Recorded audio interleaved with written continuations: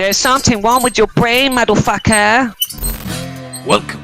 Donate a brain cell. The newly added Chinkmobile, the A-5C. It offers you an access to a tormenting top-tier experience at the battle rating of 10.0. So if you're a player that likes cock and ball torture, this is the plane for you. Or if you really love missile thunder. It comes in at a premium form of 60 bucks. Fucking orange Jesus Christ, I can pay my electricity and water bill at that price. And it gets access to 2 types of air-to-air missiles. I mean, who really thought that Gaijin that putting a couple of magic missiles on a plane that is 10.0 that is going to get down-tiered most of the time is fucking a great idea? At least that's what I thought when I saw this plane in my hangar. But now I completely changed my mind. It really needs them. Like, seriously guys, this plane without its air-to-air missiles, it's garbage. It's trash. I'll explain why. When it comes to the plane itself, it feels rather bulky and chunky. It feels like a flying brick in the air. It's not maneuverable at all unless you drop to speeds below 700 kilometers per hour and you turn off your afterburner. We all know that at such low speeds, it's not going to end well for you, like at all. You're going to catch an air-to-air missile to the ass. Well, Silent, this plane gets flares. Oh, shut up, you dumb-witted donut. The flares are the only thing that it needs to survive. And the plane does not get enough of them, which renders them almost useless if, well, let's say, an entire team of Harriers try to shoot their air-to-air missiles at you. Well, Silent, this plane gets an air spawn.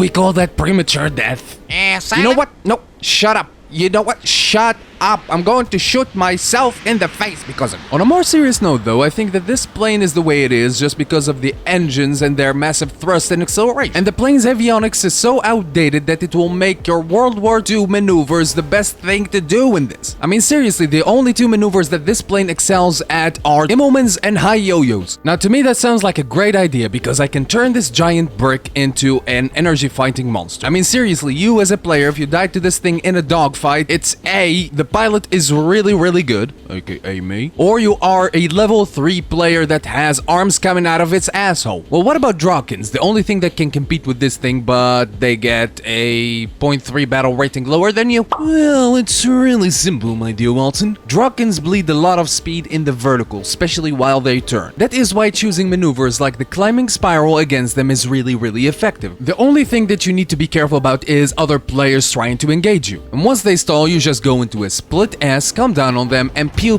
them to death. Now that wasn't hard, wasn't it? Let me tell you with great confidence that the majority of these top-tier premium players are Neanderthalic rejects that like to swing their mom's credit cards at anything they see. That is why most of your kills are going to be really easy, especially once using the 30G missiles, because a lot of these premium players have the situational awareness of a coconut. Now with that information, you can take this plane and easily use it in a hit-and-run situation, since the plane gets immense speed in the horizontal and it can super cruise at 5,000 meters. Now when it comes for you simulator player rejects out there, this plane gets a fantastically looking cockpit, I might say. It is based off of the MiG-19, but I do love it.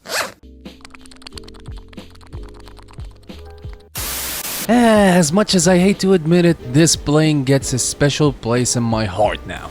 Getting that satisfactory kill on some poor soul that got up-tiered by mistake feels like war crimes against humanity, the way that I like it. I know I'm a sadistic prick, okay? But anyway, this is going to be it for me in the video. Thank you guys so much for watching. Fly safe, have fun, and I'll see you on the next one.